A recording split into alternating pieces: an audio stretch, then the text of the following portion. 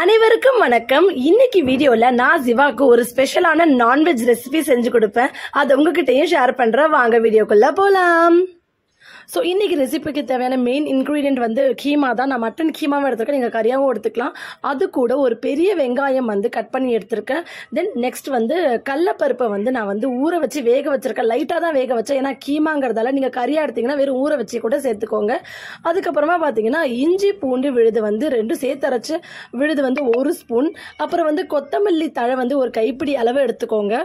தென் வந்து மிளகாய் தூள் 1/2 டீஸ்பூன், கரம் மசாலா 1/4 டீஸ்பூன், அப்புறம் மஞ்சள் தூள் கொஞ்சம் சிட்டிகை மாதிரி எடுத்துக்கோங்க. அதுக்கப்புறம் ஒரே ஒரு பச்சை மிளகாய், ஒரே ஒரு காஞ்ச மிளகாய், ஒரே ஒரு சின்ன துண்டு பட்டை, 2 லவங்கம், இது மட்டும் எடுத்துக்கோங்க. அதுக்கப்புறம் தேவையான அளவு உப்பு, அப்புறம் ஒரு 1/2 லெமன் சைஸ்ல லெமன் ஜூஸ் எடுத்து வச்சுக்கோங்க. இன்னைக்கு நான் வந்து சிவாகாக செய்யறதால இதுதான் என்னோட இன்கிரீடியன்ஸ். நீங்க வந்து இது பெரியவங்களுக்கு செஞ்சீங்கன்னா காரம் எல்லாத்தையும் கூடவே ஆட் பண்ணிக்கலாம். நெக்ஸ்ட் ப்ராசஸா ஒரு சின்ன குக்கர்ல நம்ம எடுத்து வச்ச எல்லா இன்கிரீடியன்ஸையும் சேர்க்க போறோம். சோ இதுல ஒரு முக்கியமான விஷயம் என்னன்னு பாத்தீங்கன்னா வந்து நீங்க வந்து இதை வந்து நார்மலா கீமாங்கிறதால நார்மல் பாத்திரத்திலேயே நீங்க வந்து வேக வைக்கலாம். கொஞ்சம் தண்ணி ஊற்றி வேக வச்சாலே அது வந்து நல்லா இருக்கும். ஆனா வந்து அதுல வந்து நிறைய கறி ரொம்ப மஷியா வராது. நான் இன்னைக்கு சிவாக்கு செய்யறதால குக்கர்ல ஆட் பண்ணிக்கிறேன். நீங்க பெரியவங்களுக்கு செய்யறதா இருந்தா நீங்க வந்து நார்மலாவே வேக வச்சுக்கலாம். குக்கர்ல போட வேண்டிய அவசியம் இல்லை. ஸோ எல்லா இன்கிரீடியன்ஸையும் சேர்த்து கலந்து விட்டுக்கோங்க. ஒரு 1/2 கப் அளவுக்கு தண்ணி போடுங்க. நான் இன்னைக்கு கொஞ்சம் தண்ணி ஜாஸ்தியாவே போட்டுட்டேன். தண்ணி அதிகமா போட்டா வந்து அந்த கறி வடை பதமா வராது. ஸோ சைடு பை சைடில் ஒரு மிக்சியில் சின்ன ஜாரில் 2 கைப்பிடி அளவுக்கு பொட்டுக்கடலை எடுத்து வச்சுக்கோங்க. எடுத்து வச்சுட்டு வந்து அதை பவுடர் பண்ணி ஒரு பவுலில் அரைச்சி எடுத்து வச்சுக்கோங்க. இது வந்து ரொம்ப முக்கியமான ஒன்று. கண்டிப்பாக இதை சேர்த்து தான் ஆகணும். ஏன்னா வந்து கறிவடைக்கான கன்சிஸ்டன்சி வரதுக்கு, அந்த வடை ஷேப்பில் வரத்துக்கும் டேஸ்ட் ஆட் பண்ணுறதுக்கும் இது வந்து முக்கியமான ஒரு ப்ராசஸ். ஸோ வந்து நெக்ஸ்ட் வந்து குக்கரில் வந்து விசில் வந்து கீமாங்கிறதுல ஒரு 2-3 விசிலே அது வெந்துடும். நான் இன்னைக்கு நல்லாவே வேக வச்சுட்டேன். உங்களுக்கு வேணும்னா வந்து நீங்க கம்மியா கூட வேக வச்சுக்கலாம். மட்டனோட தன்மை வந்து ரெடி ஆயிடுச்சு. இது வந்து ஆல்ரெடி நல்லாவே வெந்துடுச்சு. ஸோ மேஷை வச்சு மேஷ் பண்ணியிருக்கலாம். பட் வந்து நான் இன்னைக்கு வந்து மிக்சியில் போட்டுட்டேன். அதை மிக்சியில் போட்டதால வந்து ரொம்ப நைஸ் ஆயிடுச்சு. எனக்கு கொஞ்சம் கஷ்டமாக தான் வந்துருச்சு. நீங்கள் வந்து ரொம்ப வெந்திருந்தா மட்டன் வந்து நீங்கள் வந்து மேஷை வச்சு மேஷ் பண்ணிக்கோங்க. அதுக்கப்புறம் இந்த மட்டனில் வந்து பார்த்தீங்கன்னா வந்து இந்த மிளகாய், பச்சை மிளகாய், சிகப்பு மிளகாய் எல்லாம் முழுசாக இருக்கும். இதெல்லாம் கண்டிப்பாக நீங்கள் வந்து எடுத்துருங்க. பட்டை, கிராம்பு எல்லாமே இருக்கும். இதை வந்து கண்டிப்பாக எடுத்துருங்க. ஏன்னா குழந்தைங்க சாப்பிடும்போது அவங்க வாய்க்குள்ள மாட்டி என்னதான் நீங்க அரைச்சாலும் மேஷ் பண்ணும்போது வந்து அது கண்டிப்பா மாட்டும். அது காரமா இருக்கும். ஸோ அதனால கண்டிப்பா எடுத்துருங்க. எடுத்ததுக்கு அப்புறம் இந்த மாதிரி வந்து நைஸா அரைச்சி எடுத்துக்கோங்க. ரொம்ப நைஸா அரைக்க வேண்டாம். ஆக்சுவலா இன்னைக்கு நைஸா வந்துருச்சு. நீங்க வந்து கொஞ்சம் கரகரப்பாவே அரைச்சிக்கோங்க.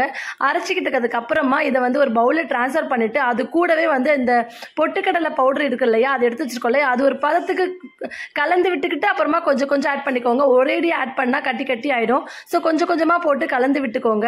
பொட்டுக்கடலையை கூட நம்ம வந்து ரொம்ப பவுடர் அதிகமா சேர்த்துக்க வேண்டாம். அதை வந்து கொஞ்சம் கம்மியாவே சேர்த்துக்கிட்டு ஒரு பதத்துக்கு வந்ததுக்கு அப்புறம் அதுக்கு அதிகமாவே இருந்தாலும் அதை ஸ்டாப் பண்ணிடலாம். கொஞ்சம் மிச்சம் இருக்கே அப்படின்னு சொல்லிட்டு சேர்த்துறாதீங்க, டேஸ்ட் மாறிடும். ஸோ ஒரு பதத்துக்கு வந்ததுக்கு அப்புறம் அதை எடுத்து உருண்டை பிடிச்சி இந்த மாதிரி வடை மாதிரி தட்டி பாருங்க. அது வந்து கையில ஒட்டாம அழகா வரும். ஸோ இதுதான் வந்து கரெக்டான ஸ்டேஜ்.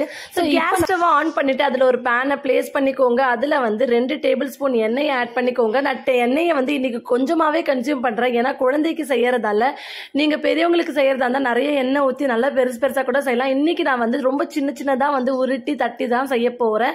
ஸோ வந்து நீங்களும் அதே மாதிரி செஞ்சுக்கோங்க. ஒரு 5 வடை மட்டும்தான் நான் செஞ்சேன் ஃபர்ஸ்ட். ஏன்னா சுட செஞ்சு சாப்பிட்டாதான் இது வந்து ரொம்ப நல்லா டேஸ்டா இருக்கும். ஃபர்ஸ்ட் ஒரு 5 வடை மட்டும் செஞ்சு நான் வந்து ஃப்ரை பண்ணி சிவாக்காக ரெடி பண்ணிட்டேன். ஸோ இந்த கறி வடை வந்து ரொம்பவும் டேஸ்டா இருக்கும். நீங்க கண்டிப்பா உங்க குழந்தைங்களுக்கு பயப்படாம கொடுக்கலாம். வயிற்றுக்கு எந்த பிரச்சனையும் வராது. வீக்லி ஒன்ஸ் கொடுக்கலாம். கண்டிப்பா உங்க குழந்தைங்க மட்டன் வந்து சில குழந்தைங்க அப்படியே சாப்பிட மாட்டாங்க. ஸோ அந்த மாதிரி குழந்தைங்களுக்கு வந்து இந்த மாதிரி வந்து செஞ்சு கொடுக்கலாம். கண்டிப்பா சாப்பிடுவாங்க. நீங்க வந்து காரம் வேணும்னா கூடுதலா ஆட் பண்ணிக்கலாம். ஏன்னா காரம் ஆட் பண்ண இன்னமும் நல்லா இருக்கும் உங்களுக்கு. ஆனா உங்க குழந்தைங்க காரம் சாப்பிட மாட்டாங்கன்னா கண்டிப்பா காரம் ஆட் பண்ண வேண்டாம்.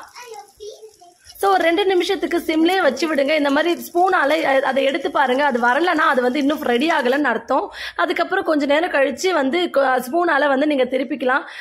இது கண்டிப்பா தண்ணி நிறைய போட்டதால எனக்கு இன்னைக்கு உடஞ்சிருச்சு. இது உடையாம அழகா வரக்கூடிய ஒண்ணு. இன்னைக்கு நான் கொஞ்சம் தண்ணி ஆட் பண்ணிட்டேன் ஏதோ ஒரு ஞாபகத்துல. ஸோ திருப்பியும் போட்டாச்சு. திருப்பி போட்டதுக்கு அப்புறம் ஒரு 2 மினிட்ஸ் விட்டீங்கன்னா நல்லா ஃப்ரை ஆயிடும். ஸோ நம்ம ஆல்ரெடி வேக வச்சுட்டதால நம்ம வந்து ரொம்ப போட்டு ஃப்ரை பண்ண வேண்டாம். ஜஸ்ட் ப்ரௌன் ஆனதுக்கு அப்புறமா திருப்பி போட்டு மறுபடியும் ப்ரௌன் ஆனதுக்கு அப்புறமா எடுத்துருங்க. ஸோ நம்மளோட ஷாமியா வந்து ரெடி ஆயிடுச்சு. சிம்மை வந்து லோலே வைங்க, ஹைல கூட மீடியம்ல கூட வைக்க வேண்டாம். நம்மளோட ஷாமியா வந்து இது வந்து ஆனியன் கூட சாப்பிட்டா பெரியவங்களுக்கு ரொம்ப ரொம்ப ரொம்ப டேஸ்டா இருக்கும், குழந்தைங்களுக்கும் ரொம்ப டேஸ்டியா இருக்கும். பாருங்க ரொம்ப எவ்வளவு எந்த அளவுக்கு சாஃப்டா வந்திருக்கு அப்படின்னு சொல்லிட்டு சிவாவோட ஒரு ஸ்பெஷல் ரெசிபி இது. அவங்க வந்து கேட்டு கேட்டு சாப்பிடுவாங்க. இது அவங்களோட லாங்குவேஜ்ல சீச்சி டோனட்ஸ்ன்னு சொல்லுவாங்க. கண்டிப்பா இந்த சண்டே உங்க குழந்தைங்களுக்கு நீங்க செஞ்சு கொடுங்க. கண்டிப்பா எனக்கு கமெண்ட்ல சொல்லுங்க எப்படி இருந்துச்சுன்னு சொல்லிட்டு. நிறைய இந்த மாதிரி வீடியோஸ்ல நான் உங்களை சந்திக்கிறேன். சிவா சாப்பிட்டு முடிச்சாச்சு. ஸோ என்னோட சேனலுக்கு சப்போர்ட் அண்ட் சப்ஸ்கிரைப் பண்ணுங்க. Thank you so much.